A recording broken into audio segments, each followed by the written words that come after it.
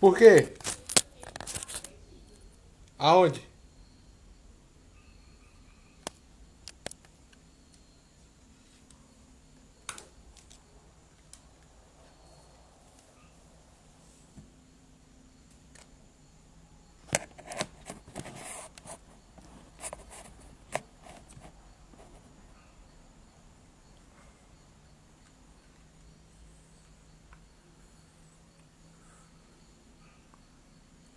No Zap? Ele disse o quê? Ah, já ele entrou aqui.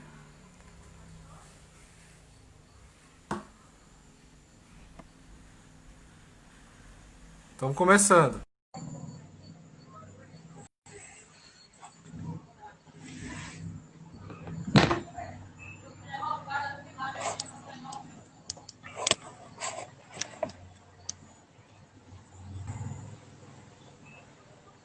Opa, E aí, Douglas, beleza? firmeza? Deixa eu só aumentar aqui, enquanto... De boa? De boa. Camisa do Santa Cruz. Pô, homenagem, né, cara? E você, não tá com a do CSA? Vou usar amanhã, que amanhã eu vou falar com a Azulina. Inclusive, eu tava pensando, né, nos grandes goleiros negros do futebol brasileiro e lembrei que o Edinho é parça do Mano dos Racionais, né? Inclusive, ele aparece na apresentação da MTV, o príncipe guerreiro que defende o gol. E você é um grande goleiro também, né? Como que tá ser um goleiro nessa época de quarentena? Ah, pô, goleiro aposentado, né? 15 anos de aposentadoria. Ah, É. Depois que aparecem os problemas na coluna, aí eu tentei virar centroavante, né? mas já apareceu, velho. Você tá super novo aí. Não, eu tenho um lance da coluna e eu fui pra natação, né? Ah, E é um lance que a gente tem, é mais com você mesmo e o mar e a água, né? sim, Relaxa a musculatura e por aí vai. massa. Vamos dar um tempo aí, pessoal chegando. Tá. Tem algumas pessoas entrando. Acabei de ouvir É o aí NEAB de Santana do Ipanema? Aí? Sertão. Sertão. Sertão. É, Obrigado, viu, pelo convite. a gente que agradece. Tem, tem alguns campos do Instituto Federal aqui, né? Então a gente tem o de Maceió, aí tem Maceió, tem um centro, tem no Benedito Bentes, que é um campus novo. Então você tem Marechal Deodoro, Palmeira dos Índios, Maragogi, tem Piranhas, né? E aí a gente tá no sertão, que é Santana do Ipanema. Também tem Palmeira dos Índios. Então você tem um trabalho bem bacana feito por todos os núcleos de estudos afro-brasileiros e indígenas de Alagoas, né, do Instituto Federal de Alagoas. A gente também tem o primeiro NEAB, que na época era NEAB, que é o da UFAL, né, que é um núcleo de Aham, estudos afro-brasileiros criado ali no início dos anos 80, com toda aquela articulação do movimento negro, pessoal do movimento negro unificado. Você tem o Abdias vindo para cá, Lélia Gonzalez. Então você tem uma série de atividades, tanto em Maceió, com essa militância negra, como com todo o trabalho envolvendo ali a Serra da Barriga, para fazer com o tombamento da serra. Né? Então, é, aham. é um NEAB histórico da UFAL, né? E agora a gente tem sido criado e colocado em prática muita atividade interessante com os NEABs dos institutos federais. Certo. Vamos lá? Eu tenho Vamos, vamos. Não, diga. Vamos começar então. Tá, beleza. Pessoal, boa noite. Eu sou o Danilo, sou professor de História do Instituto Federal de Alagoas, campus Santana do Ipanema.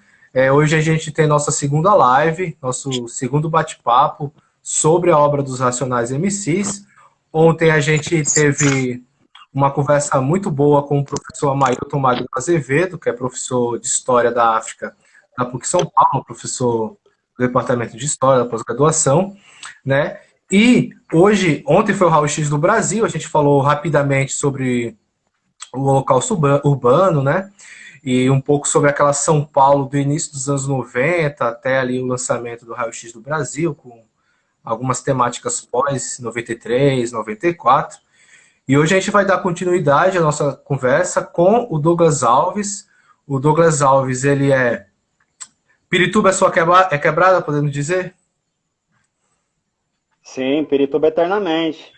O Douglas, ele é formado em Ciências Sociais pela PUC São Paulo, ele é produtor cultural, pesquisador, é um cara que está inserido aí na cena dos sarais da periferia de São Paulo, né? E aí eu separei o seguinte, essa ideia de conversar, né, sobre masculinidades negras, sobre a obra dos Racionais, e aí eu pensei também em fazer esse recorte geográfico. Então, os dois primeiros convidados, que foi o professor Amailton e aqui o Douglas, né, são pessoas que vivenciaram a cidade de São Paulo, vivenciaram ali os anos 90 em São Paulo, e amanhã e depois os outros dois convidados são jovens negros que vivenciaram Maceió, que vivenciaram Alagoas, né? Então eu tive essa ideia de estar juntando aí São Paulo e Maceió para a gente entender como é que a obra dos Racionais MCs ela está veiculando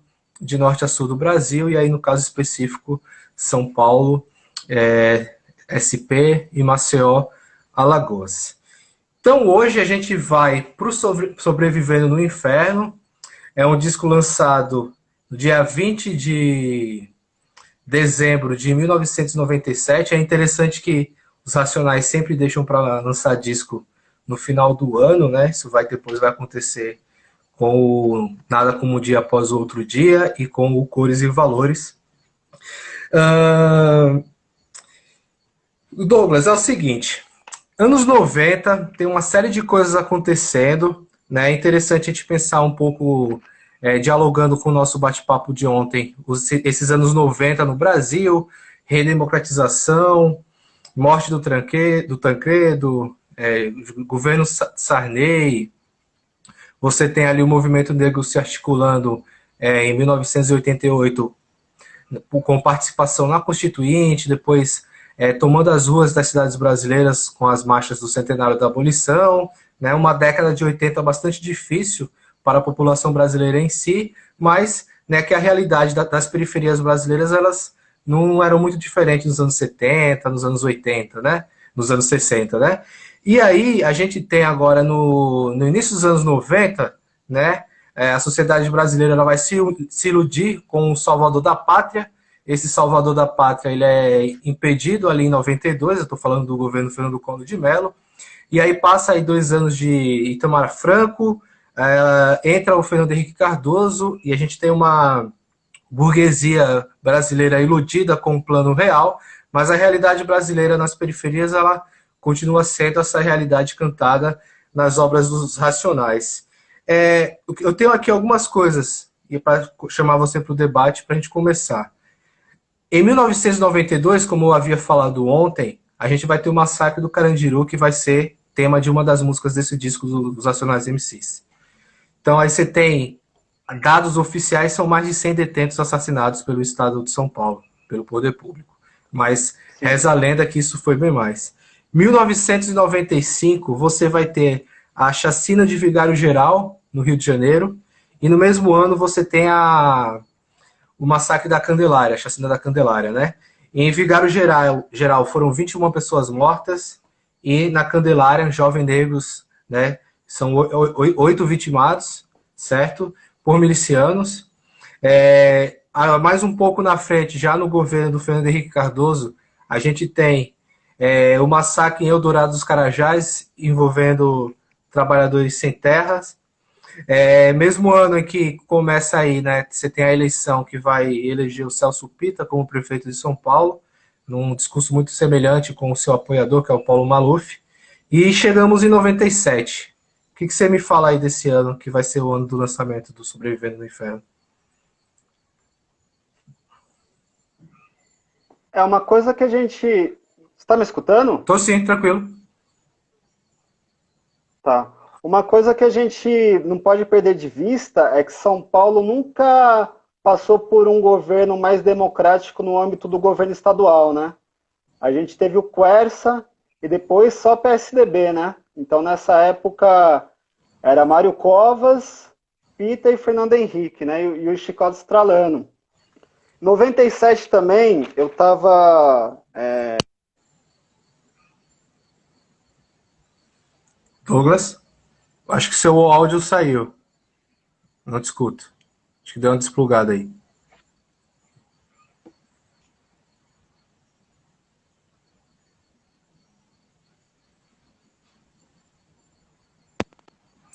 Douglas? Agora tá ouvindo? Agora eu tô ouvindo. Vamos lá. Tá. O que acontece? Em 97 a gente tem a morte do Índio Galdino, né, que é cruelmente assassinado. 3 playboys de Brasília, que tem pais que são juristas e tal, ateiam fogo no índio, e na justificativa eles falam que eles atearam fogo porque não sabiam que era um indígena, pensavam que era um morador de rua, né? E em 97 também a gente tem o escândalo da favela naval em Diadema, que é o caso do policial Rambo, né? Que a gente tem ao vivo. Eu estava até assistindo hoje e é muito impactante como aquilo foi executado, né? Execução sumária de pessoas que até se fosse justificativa, né? Matar ladrão, assim, como eles usam, eram trabalhadores, um estava de férias, outros trabalhadores e negros, né? Então esse era o inferno que o Racionais está sobrevivendo em 97, né? Nesse país já sem esperança. Uma coisa também, Danilo, que eu queria que a gente atentasse, e que de alguma forma não foi dita ontem, que está bem colocado na tese de um rapaz que está até aqui, que é o Tiaraju Pablo, que os movimentos populares que foram muito fortes na década de 80 e estavam inseridos na periferia, eles saem, né? Que é tanto movimentos de base do PT, que o PT, de alguma forma, ele entra na institucionalidade, e isso, pelo menos, eu senti até no governo do Haddad. Quando se entra na institucionalidade, se perde o poder dos movimentos de base, né? Os movimentos políticos. Então, muita gente do PT que estava nessa época articulando na base sai para tentar mais administrar coisa pública do que ter pautas do movimento político, né? E outro movimento que também age no mesmo lugar é a decadência das SEBs, né? Uhum. As comunidades eclesiais de base, que eram um ponto muito importante da militância de esquerda no país, mesmo em tempos de ditadura. Por exemplo, aqui eu moro em Pirituba, perto de Perus, né? Uhum. E o movimento, em Perus a gente tem a maior greve em tempo da história do Brasil, e muito dessa greve, ela ter sido exitosa, foi pelo movimento estar junto com as SEBs, né? Ter esse diálogo com a Igreja Católica, dialogando, sendo mediador do diálogo entre os movimentos populares e o Estado, né? Então, acho que isso também a gente deve se atentar para como esses dois atores tão importantes nos anos 80 e até em décadas antes, como eles saem da periferia e a periferia fica meio que ao léu, assim. Então tem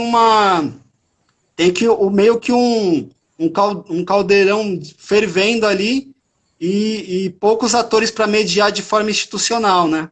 Isso que eu acho que gera também um caos, onde aí vai se instaurar a Igreja Neopentecostal e outras organizações, né? Interessante. O Douglas, e tem um fato ainda sobre o índio Galdino, que foram inocentados e hoje em dia os 4 assassinos são funcionários públicos.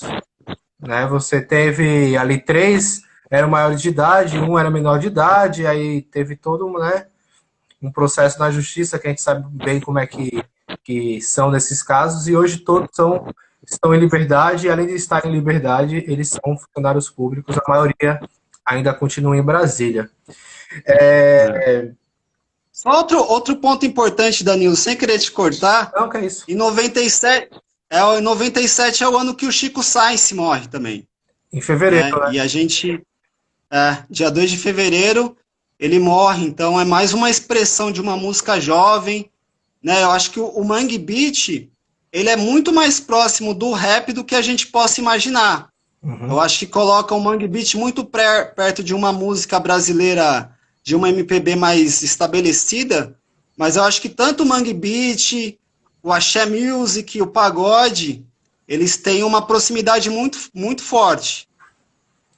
E não, já que você tocou nesse assunto, e o pagode ele já tá com força aí já faz alguns anos, né? Dos anos 90. Você tinha o Negritude, o Raça Negra, né? O Soweto, os nomes da banda, né? Sempre fazendo alusões à questão da negritude, da Soweto, no caso, o bairro na África em Johannesburgo, na África do Sul, né? E aí eu tenho algumas músicas que estavam no sucesso em 97 aqui. A gente tem o Toma Juízo, do Zezé de Camargo e Luciano. A gente tem, depois do Prazer do Só Pra Voluntariado, SPC, né? A Vanessa Rangel estava com a Estourado, acho que foi a música mais tocada do ano, com Palpite. O Netinho ainda estava lá com o sucesso do seu CD ao vivo, com a música Mila. O Aqua, com a música da Barbie Girl. E o Anabi da Spice Girls também já estava estourando aqui no Brasil. E aí você lembrou bem que você tem a morte do Chico Saisen, né? E você tem alguns expoentes dessa geração de 93, além do Chico Saisen Ação Zumbi, do Planet Hemp, né? E talvez, se a gente for pensar em álbuns dos anos 90, tanto da Lama ao Caos, ou até mesmo a Força Perderia, o Usuário do Planet e os Cães Ladram, Mas a Caravana Não Para, eles figurariam, né, com toda certeza em listas de álbuns dos anos 90. Mas aí a gente tem, em 97, né, o lançamento do principal clássico dos Racionais, ou talvez o mais conhecido, ou aquele que leva a obra dos Racionais para outros territórios, né, que não é só a periferia de São Paulo, a periferia brasileira, né, e é uma obra que faz adentrar a poesia, a música, né, dos Racionais MCs. E aí, o que você tem a falar sobre o disco dos Racionais em si? Como é que foi esse impacto aí nos anos 90? Particularmente, um disco lançado em 97, mas que o boom vai ser em 98, né? Sim. Eu até, quando você me chamou falar do Sobrevivendo, eu queria falar sobre o Raio-X, né? Porque eu acho que o Amailton bem lembrou, assim, ontem, que o Raio-X é quando o Racionais, ele se firma na quebrada, né? Ele se legitima na quebrada, em 93, né? No final de 93 ali.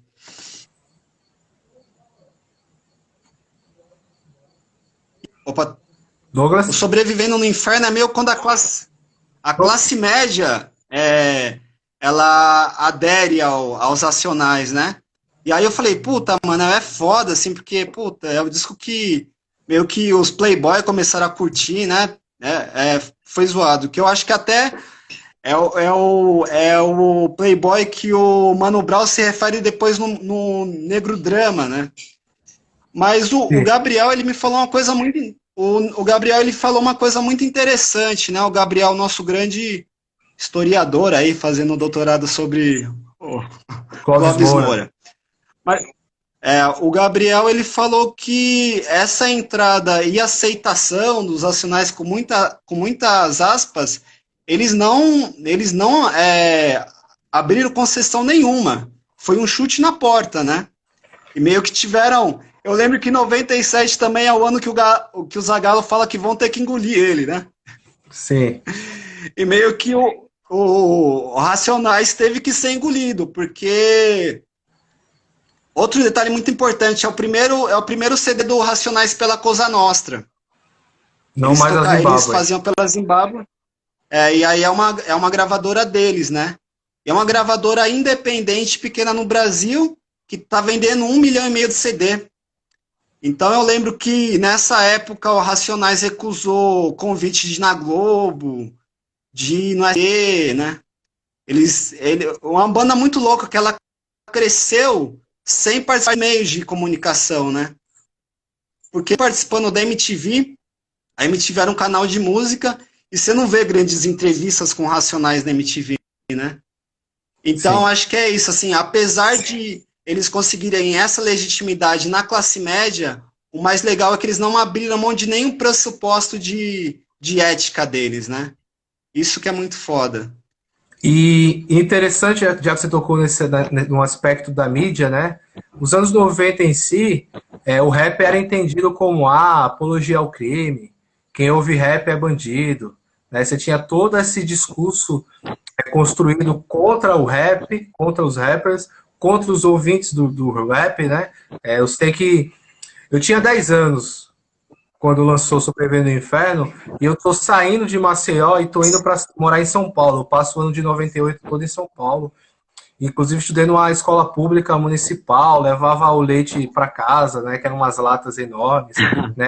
E aí Pode foi crer. nesse o leve leite, né? E foi nesse espaço, Pode... né, da escola que o Racionais chega até mim. E aí eu lembro que a escola era do lado de um shopping center, né? Então, era a zona sul de São Paulo, aquele território que é quebrada, mas você vira uma rua, tem um prédio chique, tem shopping no meio, né? Quem conhece a zona sul de Sim, São Paulo sim. entende um pouco essa geografia. E aí eu fui na livraria, tinha a parte dos CDs, né? E tem esse disco, que a capa é uma cruz, você tem um salmo, atrás tem um revólver na mão de um homem para trás, né? Então isso, eu tinha 10 anos, eu via isso, e aí eu me lembro que eu falei, nossa, mas eu nunca ouvi falar disso.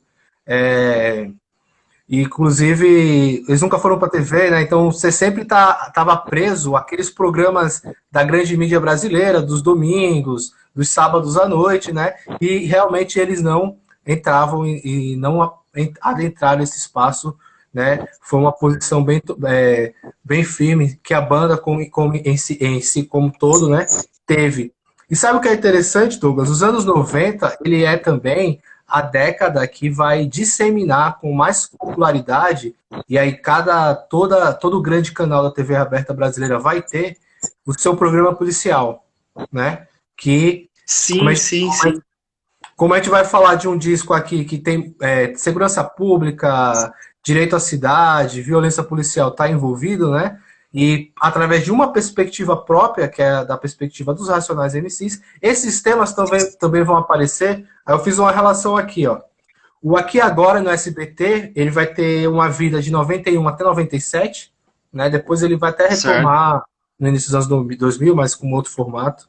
Na Record, que era a TV Transamérica de Curitiba, você vai ter o 190 Urgente, que é o programa do Ratinho, que Do depois. Alborguete.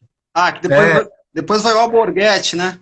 porque aí vai para o Ratinho Livre, né? Até ali É. 97, 98. O Ratinho vai para o SBT, você tem o programa do Ratinho, e a década de 90 acaba com um programa desse indo para um horário até que nobre da TV brasileira, que é após a novela das 9 na Rede Globo, que é o Linha Direta, né? Então, esse discurso sensacionalista, policial, né, também está ali como pano de fundo, né, justamente no período em que estoura para todo o Brasil os nacionais. Sim. Não, é, é, é muito interessante isso e cada vez a gente tem que se atentar muito a isso, que também não é um fenômeno só no Brasil, né? Nos Estados Unidos é onde se inicia, na Inglaterra, e justamente com o neoliberalismo, né? Do Reagan e da Thatcher, que eles criam esse inimigo quase que já com o fim da Guerra Fria, eles precisam criar um inimigo interno, né? E hoje se Sim, torna. Esses programas que eram de uma faixa do horário, se você pegar hoje, eles meio que tomam uma grade toda, assim. De manhã até a noite é só isso, é só desgraça e tal. E isso influencia a opinião pública, né? Por isso é muito importante a obra do Racionais nesse âmbito da política, né? Fazendo contrapontar isso. Porque eu lembro que muitas das reportagens é quase que.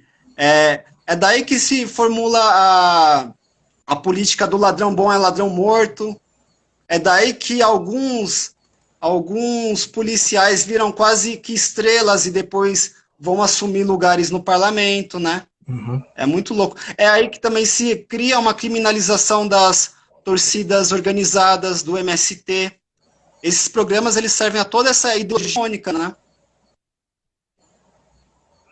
Exatamente. E também, inclusive aqui em Alagoas, a gente vai ter esses programas que já eram programas de rádio, né, adentrando ao espaço das TV locais também, né? Então é um pano de fundo aí interessante para a gente entender também as repercussões, né? Não só desse disco dos Racionais MCs, mas como de outros artistas da cena, né? Eu lembro que o Facção Sim. Central, ele vira e mexe aparecia nos programas policiais, né? Como músicos que faziam apologia ao crime. Então, para essa mídia sensacionalista, né, era um prato cheio para suas matérias. Mas vamos lá. O Facção, ele tem vídeo censurado, né, em plena democracia, assim, né? Eu acho que, de alguma forma, o rap, você falou ontem, mas ele escancara o fracasso dessa Constituição de 88, né? Ele escancara e fala que a democracia nunca vai existir enquanto o racismo existir, né? Exatamente. E é até interessante quando esse ponto da censura, porque quando se falam de música censurada dos anos 90, cai apenas no usuário, no Legalize Já, né? Que só podia passar após um certo horário da noite, acho que 11 ou 10 horas. Aí você tem aquela outra episódio envolvendo o Gabriel Pensador, mas de fato o Facção Central, por ter a postura que tem, né, ele vai ser bem Sim. mais, né, sofrer bem mais perseguição policial, inclusive, né, tem vários episódios de prisão de músicos, os Racionais, por exemplo. Tem um festival, se não me engano, em 95, no Vale do Anhangabaú, né, em que era uma série de bandas, os Racionais estavam envolvidos, e aí falam, isso inclusive está no YouTube, é possível estar assistindo essas imagens. Se cantar alguma música que toque no ponto, no assunto policial, vai acabar o festival e vocês são presos, né? E o pessoal vai e canta, Sim. né? Então eles já saem do palco direto para a viatura. Não, episódios assim envolvendo Racionais não é o único, né? A gente pega a virada de 2007, que a polícia começou a espancar quem estava no show, né? O show teve que acabar, criou uma puta comoção ali na área central de São Paulo, e o Racionais passou quase que toda a gestão do Kassab sem tocar em São Paulo. Casas que fossem fechar contrato com Racionais eram embargadas, sabe? Foi terrível essa época. Sim, que é desdobramento da virada cultural, né?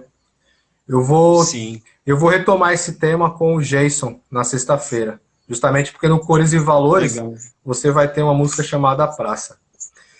Douglas, sim. Vamos começar o faixa-faixa? Vamos.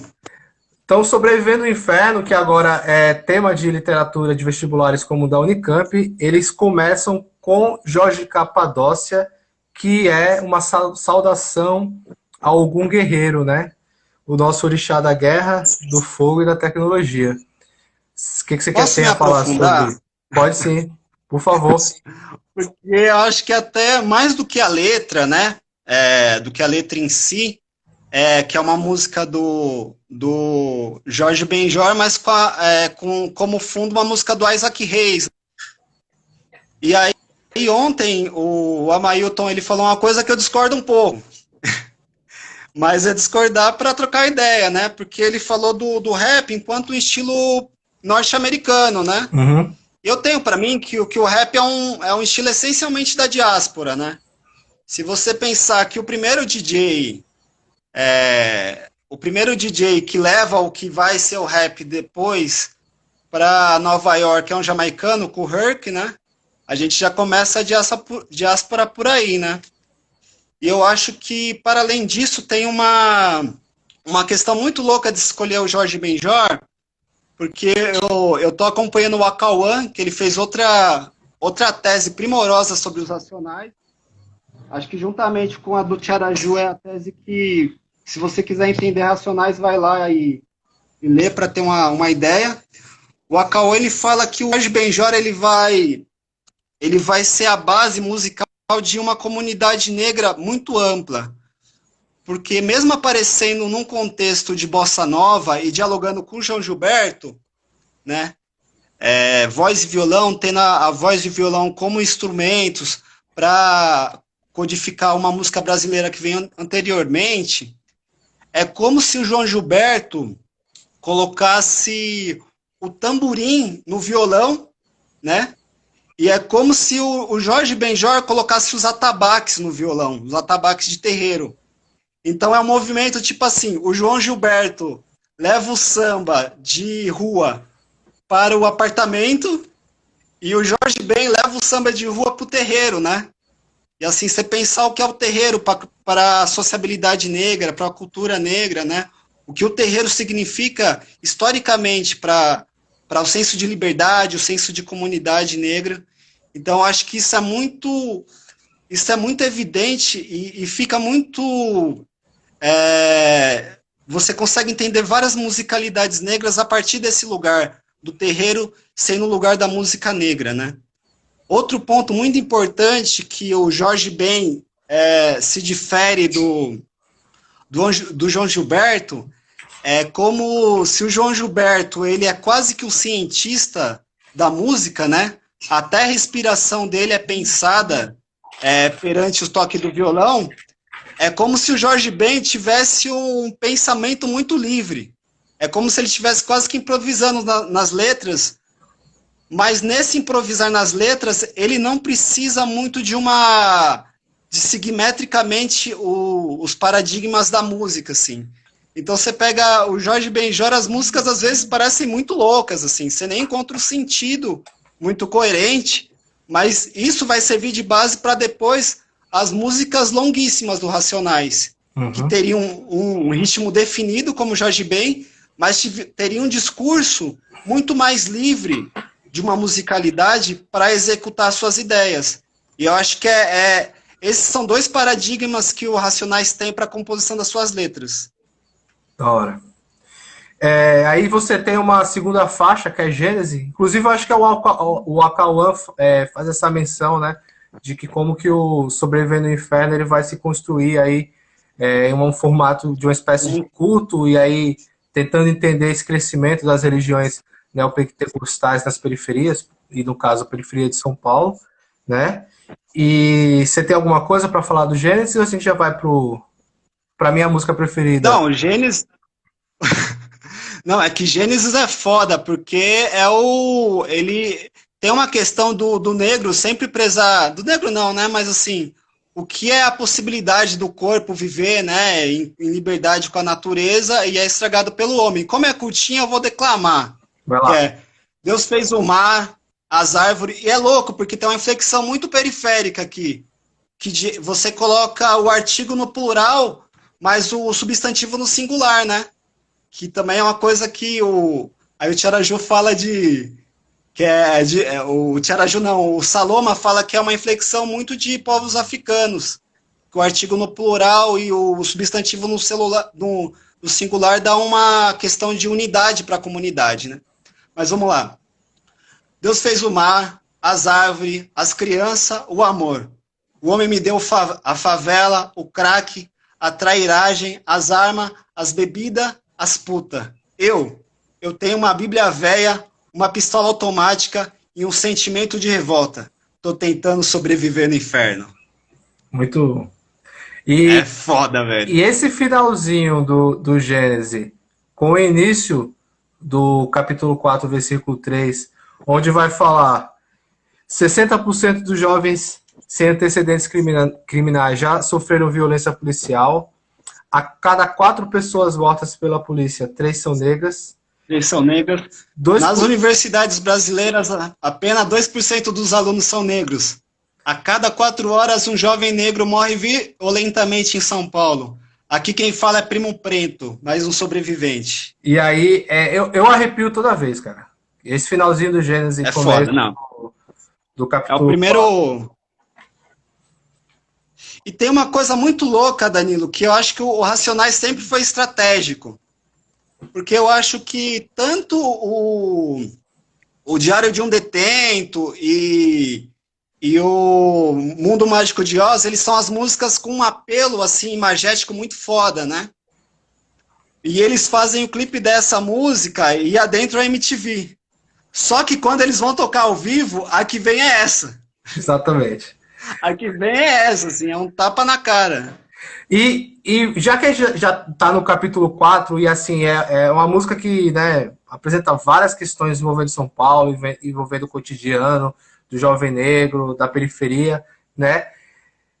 A MTV, que é uma emissora que 80% da sua programação era voltada para um público de classe média alta, né? Se a gente for pegar Sim. as músicas, os videoclipes, é interessante também que nessa época a MTV não pegava em cidades como Maceió, pegava em Sim. bairros de elite de Maceió ou para quem tinha parabólica, né? Eu lembro que em Bebedouro... Só para interromper, mas assim, o KLJ fala isso quando ele ganha o prêmio. Ele fala que muito da quebrada dele, para quem ele quisesse, não tinha dinheiro, porque em São Paulo pegava em UHF. Ou seja, às vezes você tinha que ter TV a cabo para ter a MTV, não era muito acessível, né? Uhum. Então isso até em São Paulo era difícil. E, por exemplo, em Bebedouro eu sei que nem colocando Bombril pegava. E assim, tinha um canal, mas era aquela formigação. E você, às vezes, conseguia ouvir ou não. E isso foi até o início dos anos 2000, né? Porque tinha esse lance da parabólica e tal. E é uma premiação que estava ali na sua na quarta edição, que é o Video Music Brasil, que é a versão brasileira do VMA, da MTV norte-americana, né? Então estava ali se construído como uma grande premiação da música brasileira. Você tinha ali já vários artistas sendo premiados. E em 98, né, como você falou, né, o pessoal escancarou a porta da MTV. E é até interessante porque quem está apresentando a premiação é o Carlinhos Brown, e você vê várias tensões envolvidas ali, né, em relação a gente. E além de ganhar os principais prêmios daquela noite, né? E assim, Diário do Detento era a música aqui, né? O videoclipe, um dos videoclipes mais tocados, né? E os caras, quando são apresentados para subir no palco para cantar, não para receber o prêmio, eles já entram dizendo que a minha intenção é ruim, esvazia o lugar, né? E entra uma galera, né? Inclusive o Edinho O goleiro, Edinho, né? sim. Você tem algo para falar? Não, a tese que confirma que a banda, o Racionais é uma banda da diáspora, é que todo mundo é santista, né? Se a gente pensar o Santos como o time do Pelé, numa época que estava acontecendo várias evoluções em África, né? Até pensar na questão do Bob Marley como santista, né? E como é louco, como o Santos tem ídolos negros, né? Não que os outros times não tenham, mas você vai pensar Pelé, Edu, Juari, Chulapa, mais recente, Robinho e Neymar, são todos homens negros, né? E como isso é louco, né? E outra coisa da coletividade, você falou do Edinho, né, que estava no palco, mas o Racionais vem com uma banca, né? Ele vai com uma banca para ganhar os prêmios, ele entra com a banca para fazer o show.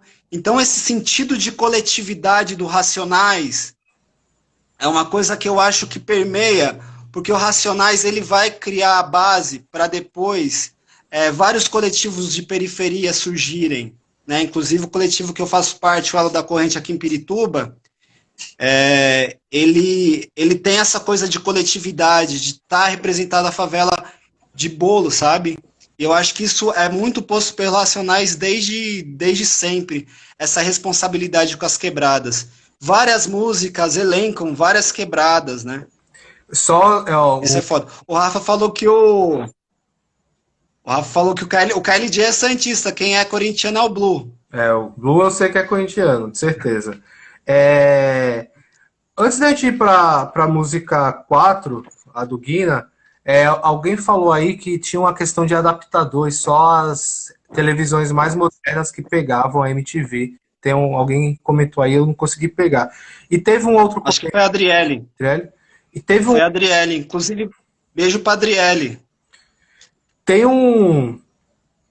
uma pergunta que pediu para, se você puder falar o título e os autores que você citou. Um deles é o Al-Kawan, aí você sabe dizer o nome da tese dele, e o outro... Cauã Oliveira, putz, colocar Cauã Oliveira vai aparecer. Ele que O grande caminhão que é a internet, você coloca Cauã Oliveira a tese vai aparecer lá bonitinha para você baixar. E o outro é o Tiaraju de Andrea Pablo, que a tese chama Sujeito Periférico. Mas é fácil, colocar Tiaraju Pablo também vai aparecer a tese lá. E o Al-Kawan, ele é o responsável por escrever acho que é o Evangélico Periférico segundo os Nacionais, que é o prefácio da publicação do Sobrevivendo no Inferno na Companhia das Letras, né? Quero aproveitar esse nosso intervalo, mandar também um abraço para a Adriele, para o Rafael, para o Gabriel que está aí, tá? O Mike, que também Para Keila, minha namorada. O Mike, que é o grande estudioso aí do rap nacional, também está com a gente. É isso aí. Valeu, pessoal. Mandar um abraço pro Paulo também, que é Ellen Black, que tá aqui.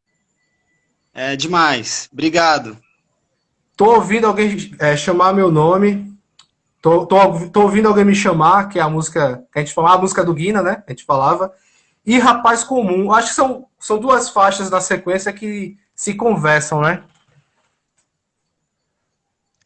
O Tiaraju, na tese dele, ele fala de como nessa época dos anos 90 tem uma alta nos homicídios por causas fúteis, né? Que eram esses... Eu cresci aqui em Pirituba na década de 90 e quando eu venho para cá, é uma quebradinha que está se constituindo. Então é aquela quebradinha que tem um campinho e muito lugar baldio e tal. E, cara, era toda semana assim, puta, tal cara morreu aqui, tal cara morreu ali. E eu acho que essas duas músicas, elas estão nesse lugar, né? Da morte por não se ter uma questão de norteamento ético para as decisões, para algumas intrigas que se tinham na quebrada. E aí tudo era resolvido na bala. Eu acho que essas duas músicas estão nesse lugar. Que faz essa chamada crise de segurança pública, que alguns gostam de chamar, né? Mas no cotidiano da obra, de quem vivencia a periferia, né? E são as sonoridades, tanto de Rapaz Comum como do Tô Ouvindo Alguém Me Chamar, tem partes bastante melancólicas, né? São letras que, né, te fazem pensar na vida e aquela parte que fala do caixão, tá descendo, não sei para onde eu vou, né? E aí remete a uma série, milhões e milhões de jovens brasileiros que perderam a vida aí muito cedo. Não, e você pensa na construção do Guina, né? Quando o Guina começa a falar da vida dele pro cara, e ele começa a falar que o pai era bêbado, né? Porque outra coisa muito forte nas periferias, né, que sempre tem essa coisa de falar famílias desestruturadas, quando são famílias que geralmente são lideradas por mulheres, a gente esquece que às vezes o pai na periferia, nessa época de alta de desemprego, né, o neoliberalismo comendo solto, os empregos ruindo, né, a desindustrialização dos 70 e dos 80 batendo forte, outro lugar muito habitual na periferia nessa época e até hoje eram os botecos, né? E como a questão do alcoolismo é forte, assim, e você vê que isso faz parte da construção da visão de mundo do Guina, né? Sim. E aí, uma respirada na faixa 6, né? Uma música instrumental pra gente, né? Respirar um pouco. E aí, na sequência, vem o Tijolo, né? Diário do Detento. Cara, o Diário de Detento falaram tanto dela, cara. E tem uma coisa, assim, que eu acho que Diário de Detento... Tem uma entrevista do Mano Brown. Inclusive, eu acho que são excelentes as entrevistas do Mano Brown, né? Depois de 2007, que ele vai no Roda Viva, ele começa a dar várias entrevistas. E ele vai no João Gordo e ele tá dando uma entrevista pro João Gordo. E o João Gordo fala que o pessoal pirava na Diário de Detento. Ele falou, não, mano. Quando a gente tocava Diário de um Detento, todo mundo ia para casa assustado. porque é uma música muito boa, música histórica, mas assim, ela é muito baixo astral, né, cara? Se você entende todo o contexto dela, é uma música muito pesada, assim.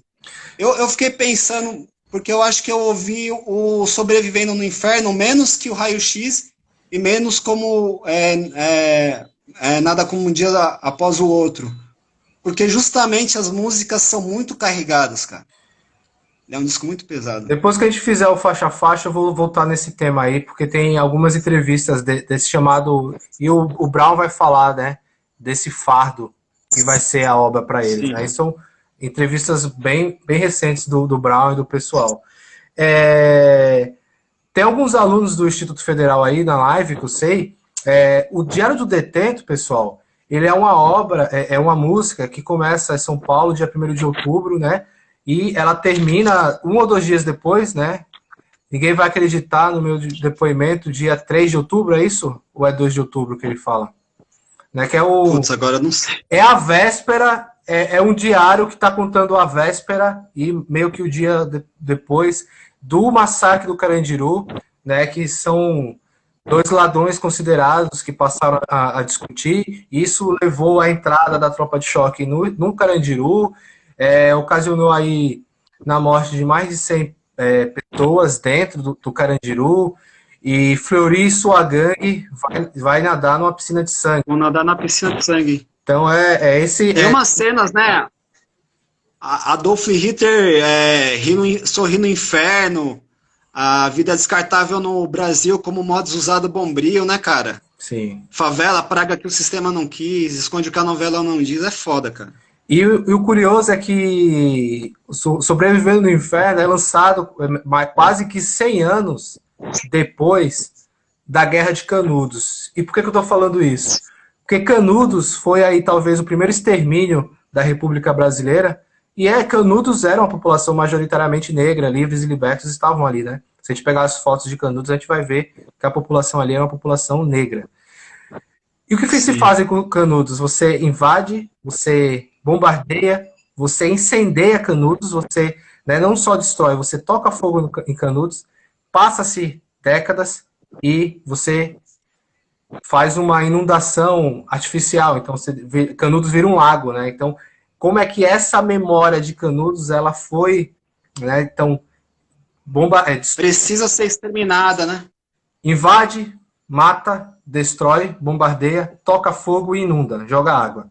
E o Carandiru era um presídio ali na região norte, que ali na região norte a gente tem algumas quebradas, mas a gente tem uma elite paulistana muito grande, próximo a um shopping center, próximo à rodoviária do Tietê, né, uma entrada de São Paulo. E aí o que você faz com o Carandiru? Você demole. Cria-se um parque com o nome de Juventude, né? Sim. A gente vai lembrar os jovens que morreram nesse dia 2 de outubro de 1997. E faz uma biblioteca, né? Tem toda uma questão. E você tem um mini museu ou memorial lá no fundo, que aí quase ninguém sabe, né? Que tem uma coisa ou outra, mas que está meio que... Né, essa tentativa de silenciamento do massacre... as pessoas, né, acho que tinha uma pessoa presa e esse processo sempre vai e volta, sempre tem essa jogatina jurídica, né, de inocentar as pessoas ali envolvidas, né, e por aí vai, né. Danilo, eu acho que até o que você faz no seu trabalho sobre a Sombra de Palmares, né, acho que é um trabalho, se a gente pensar enquanto intelectuais, né, que eu acho que tanto o Racionais também, ele abre uma seara pra gente, pra intelectuais como você, sabe? Que vai pegar e, mano, falar que a memória de Palmares ainda tá aqui. Não é porque vocês pensaram que destruíram que as pessoas negras não continuam habitando, que as pessoas negras não continuam tendo sociabilidades, né? Olha, eu acho que o Miro que está comentando aqui, né? Ele fala que é um parque em que a população em situação de rua não pode entrar, né?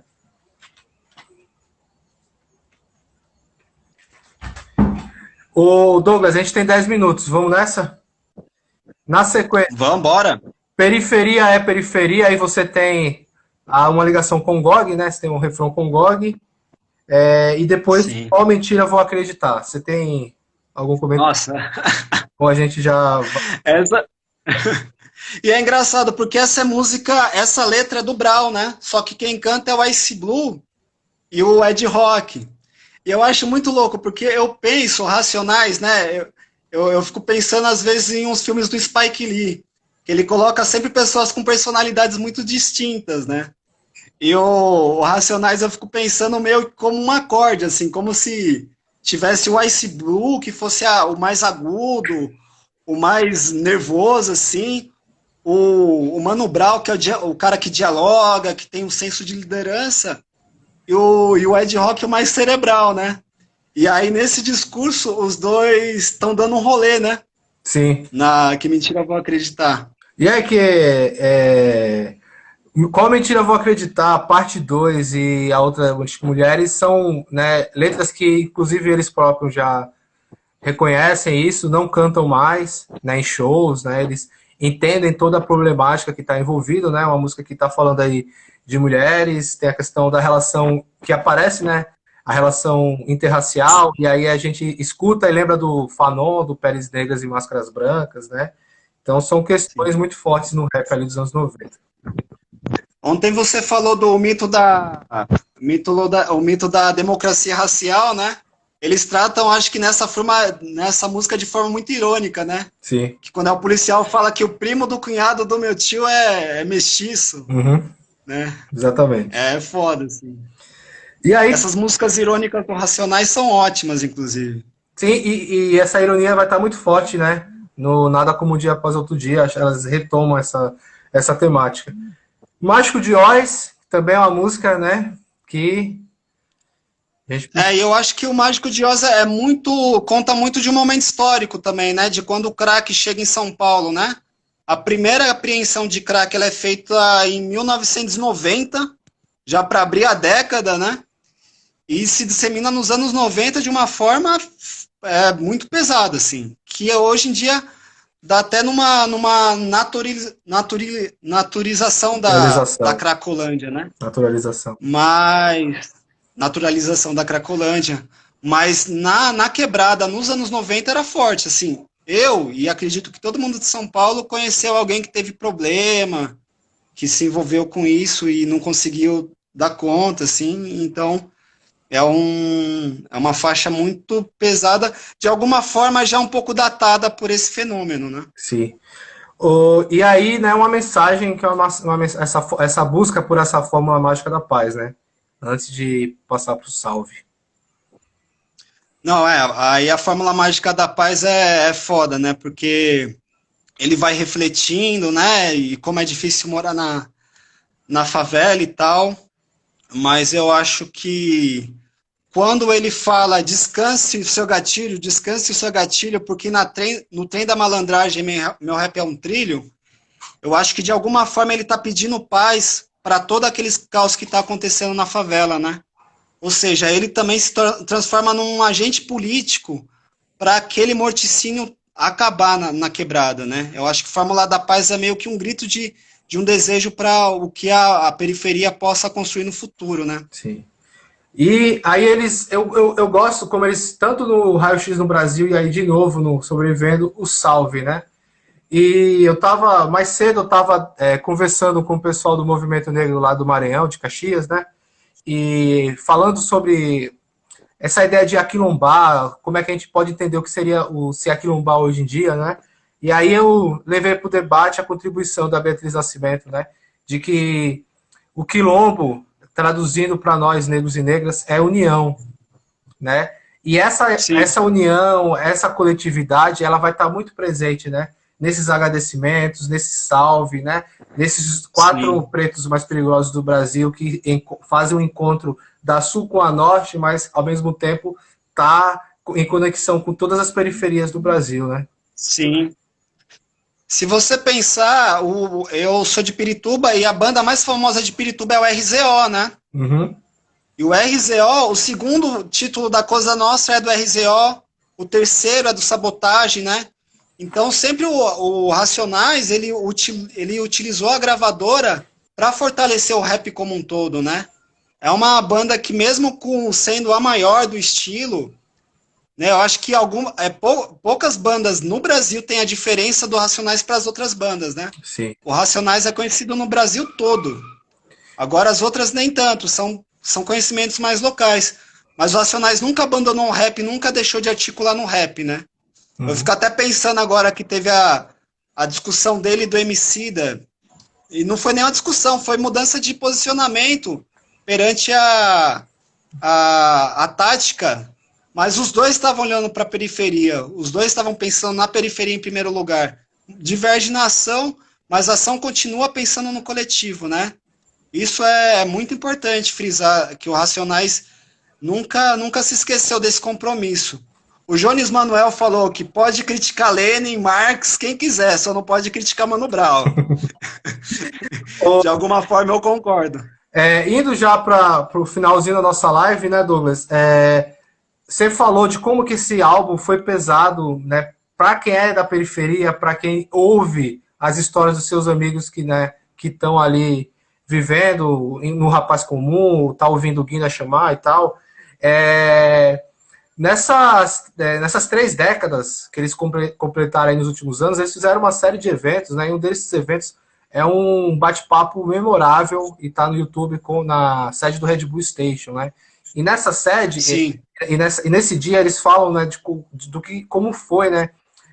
O Mano Brown usa essa expressão, significou um fardo, essa questão de construir um personagem, a gente não podia rir, que o pessoal, tá rindo por quê? Né, eles queriam que a gente fosse, que encarnassem todas essas questões que estão apresentando Sobrevivendo no Inferno. E aí ele fala uma questão, né, que a gente teve que dar um tempo. Se a gente não desse um tempo, a gente parou a agenda, talvez a banda nem existisse mais, porque estava pesado. E aí, para passar a bola para você fazer seus últimos comentários, é nesse período que eles estão em contato com a RZO, com Sabotagem, né, que pouca gente sabe, né, como é que eles estão aí fazendo essa articulação aí pós Sobrevivendo no Inferno, né, Douglas? Os bastidores, né? É muito famosa a laje do Elhão aqui em Pirituba, que era onde eles faziam o ensaio, e aí os molequinhos ficavam, tipo, observando na laje, colava o Mano Brown, colava o Ed Rock, porque eles são produtores também, né? Então eles estão articulando ali com Sabota, com a RZO, inclusive o Mano Brown aparece no clipe do trem da RZO, né? E é nessa época que o RZO e a cena do rap fica forte, porque também quando o Racionais está na cena do rap, ninguém liga para mais nada, porque é os caras, né? Então é muito louco, porque ao mesmo tempo que eles somem, acho que há 2 anos que eles ficam sem fazer nada, mas a cena do rap tá muito forte, que é o final dos anos 90, que o pessoal, de alguma forma, chama até de Golden Era do rap paulista, que é SNJ, Facção Central, Detentes do Rap, 509E, né? Enfim, essas bandas se fortalecem nessa época, assim. E você tem então, como eles são importantes enquanto produtores também. Os Crimes vai aparecer, o X ali, o Rap Hood, né? Tá todo mundo aparecendo aí no final do começo de 2000. Verdade. Douglas, valeu, cara. Obrigado. A gente tá chegando aí no final. Queria dizer que foi um bate-papo muito interessante.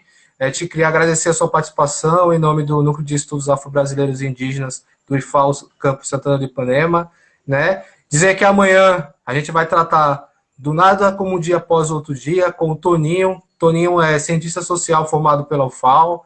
Ele é músico do Tequila Bomb, da Biqueira Sonora, é um articulador do rap aqui em Alagoas, né? Um cara da Zona Sul de Maceió, que vai estar trazendo todas essas questões através da experiência de vida dele como homem negro da periferia de Maceió.